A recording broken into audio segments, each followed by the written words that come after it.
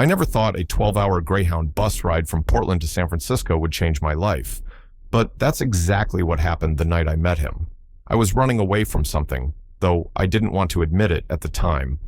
My ex-girlfriend had just gotten engaged to someone new, and everyone kept asking me if I was okay, their eyes full of that pitying concern that made me want to crawl out of my skin. So I bought a ticket, threw some clothes in a backpack, and told myself I just needed to clear my head.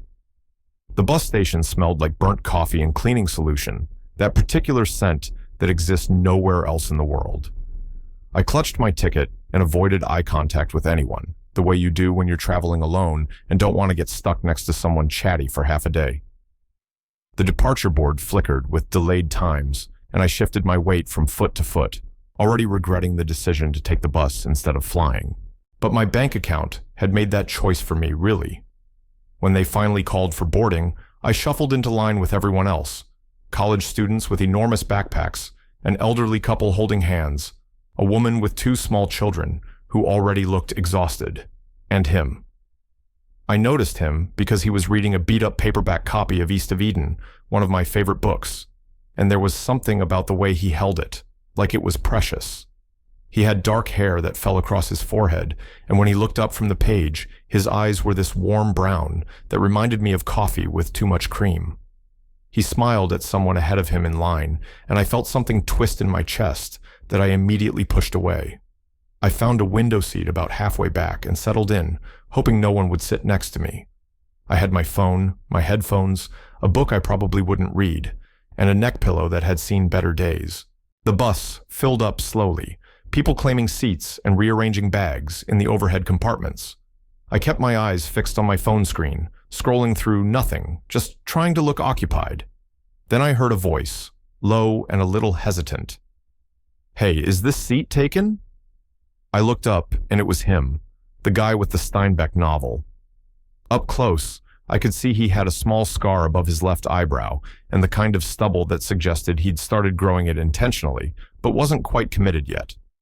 He was wearing a faded green flannel shirt over a white t-shirt, jeans with worn knees, and beaten-up Converse that had probably been white once upon a time. "No, it's free," I said, trying to sound casual, and moved my backpack from the seat. "Thanks," he said, and there was this moment where our hands both reached for the armrest at the same time, and we both pulled back with awkward laughs. "Sorry, you take it," he said. "No, you're fine," I replied, and we did that ridiculous dance where neither of us wanted to claim the armrest, so it just sat there between us, unused, and suddenly the most important piece of real estate in the world. The bus pulled out of the station as the sun was starting to set, painting the sky in shades of orange and pink that looked almost fake. I put my headphones in but didn't turn on any music, just sat there watching Portland slide past the window. Beside me, I could feel him settling in, the rustle of him pulling out his book, the slight adjustment of his weight in the seat. We were strangers sharing space, and I told myself that's all we'd be. About an hour into the drive, somewhere along I-5 with nothing but darkness and the occasional truck stop visible outside, he spoke again. "Have you read it?" I pulled out one earbud. "What?" He held up East of Eden. "You were looking at it earlier, at the station." I felt my face get warm. Had I been that obvious? "Yeah, actually, it's one of my favorites." His face lit up in a way that made my stomach flip. "Really? I've read it 3 times now. I keep finding new things in it. The whole time shell thing, you know? Thou mayest. The idea that we have choice." And just like that, we were talking. Really talking. Not the polite small talk you make with strangers, but the kind of conversation where you forget you just met someone. We talked about books, about Steinbeck's understanding of human nature, about whether people could really change, or if we're all just acting out patterns set in childhood. He told me his name was Marcus, and he was heading to San Francisco for a job interview at a nonprofit that worked with homeless youth. I told him I was David, and I was going to visit a friend, which was only partly true. I had a friend in San Francisco, but I hadn't actually told them I was coming. The bus made a stop in Salem, and a few people got off. A few got on. Marcus bought us both coffee from the vending machine, terrible stuff that tasted like hot water that had once been in the same room as coffee beans, but I drank it gratefully. When we got back on the bus, we ended up sitting a little closer than before, though neither of us acknowledged it. As night fell completely and most of the bus lights were dimmed, our conversation shifted. It got quieter, more personal. He told me about growing up in a small town in eastern Oregon, about being the kid who liked reading more than sports, about coming out to his parents when he was 19 and having his dad not speak to him for 2 years. His voice got soft when he talked about that, and I found myself leaning in to hear him better, our heads close together in the dim light. "What about you?" he asked. "What are you really running from?" I should have deflected, should have made a joke or changed the subject, but something about the darkness, the enclosed space, the fact that I'd probably never see him again, made me honest. My ex got engaged, and everyone keeps looking at me like I'm broken, like I should be devastated. And the thing is, I'm not. I'm relieved. But that makes me feel like something's wrong with me.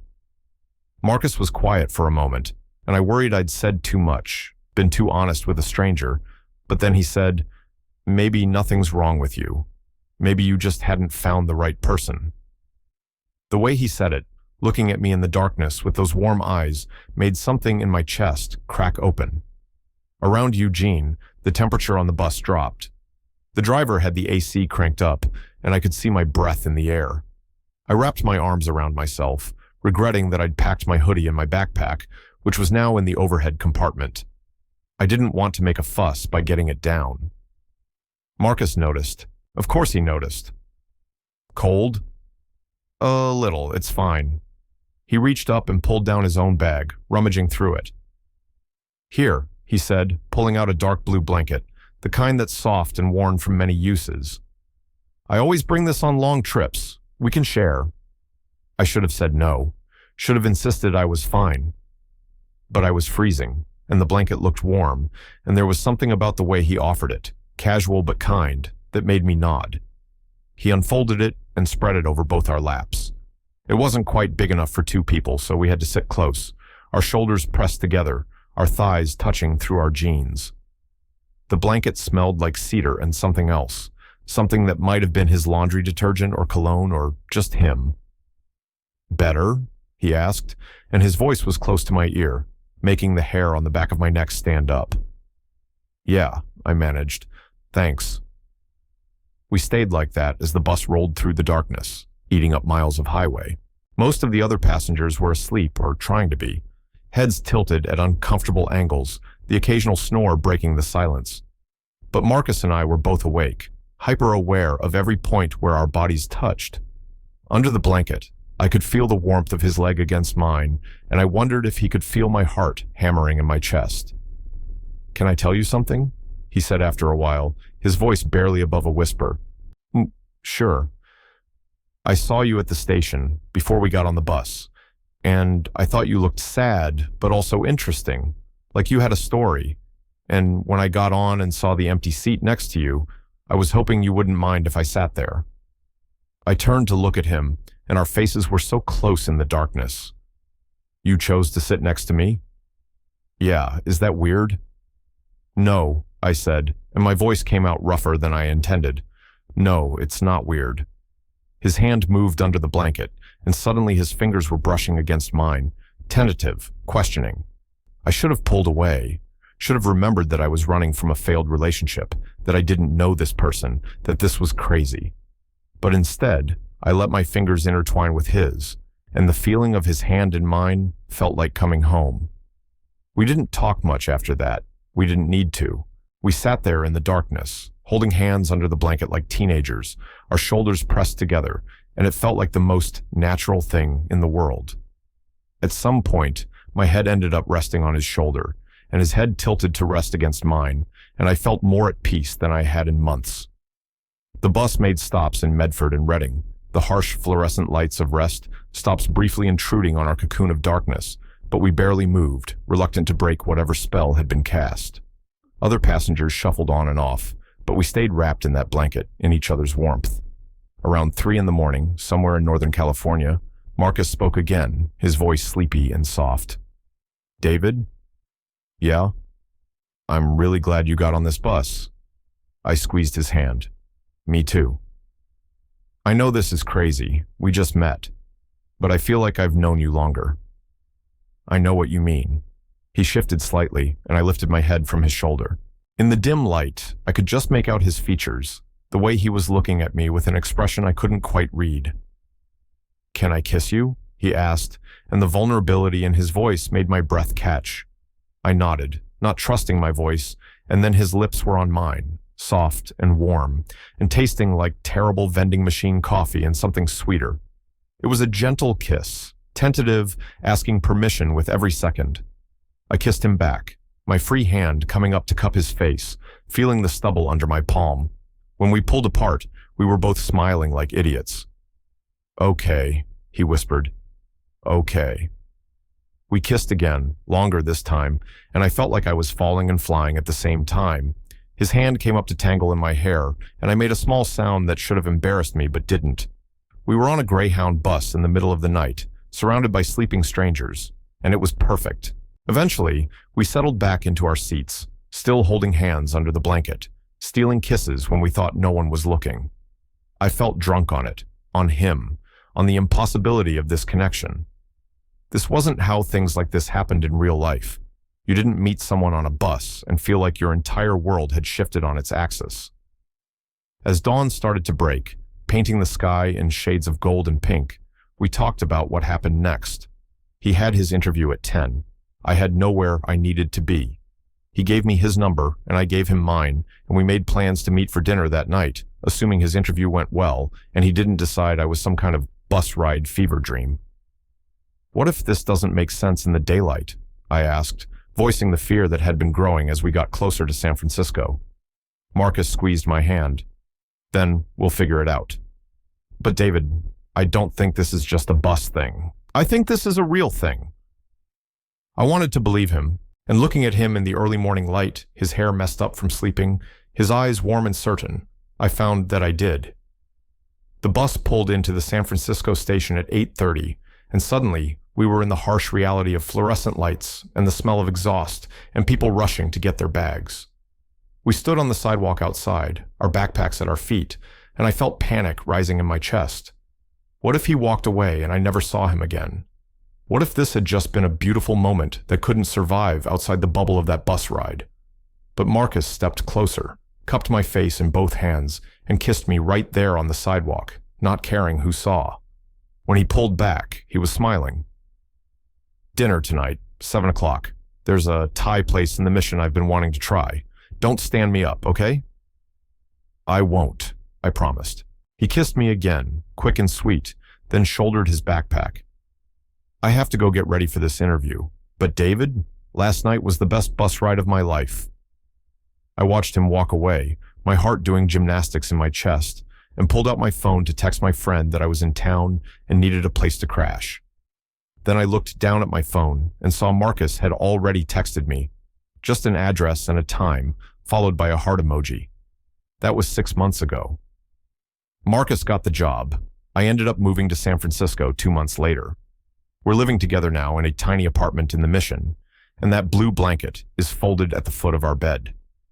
Sometimes, when we're lying there together, I think about that night on the bus, about how I almost didn't take that trip, about how close I came to missing him entirely. People ask me how we met, and I tell them the truth. We met on a Greyhound bus, and he shared his blanket with me, and our shoulders touched all night.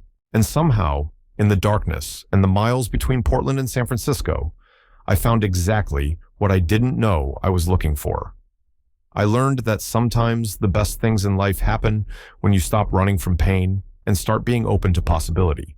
That connection can strike anywhere, even in the most unlikely places, and that sometimes the person sitting next to you on a bus isn't just a stranger passing through your life, but the person who will help you understand what home really means. Marcus still carries that copy of East of Eden everywhere, even more worn now than it was that night. And every time I see it, I think about Timshel. Thou mayest. We have a choice in how we live, in who we love, and whether we let ourselves be open to the unexpected. That night, in the darkness of a Greyhound bus, I chose to be open. I chose to hold his hand. I chose to kiss him. And that choice led me here, to this life, to this love, to this home. So if you're running from something, or searching for something, or just trying to figure out what comes next, remember this. Sometimes the journey is exactly where you need to be. Sometimes the person you need to meet is sitting right next to you, waiting to share their blanket. And sometimes the best thing you can do is let your shoulders touch and see where the night takes you. Total_char_count, 16,847.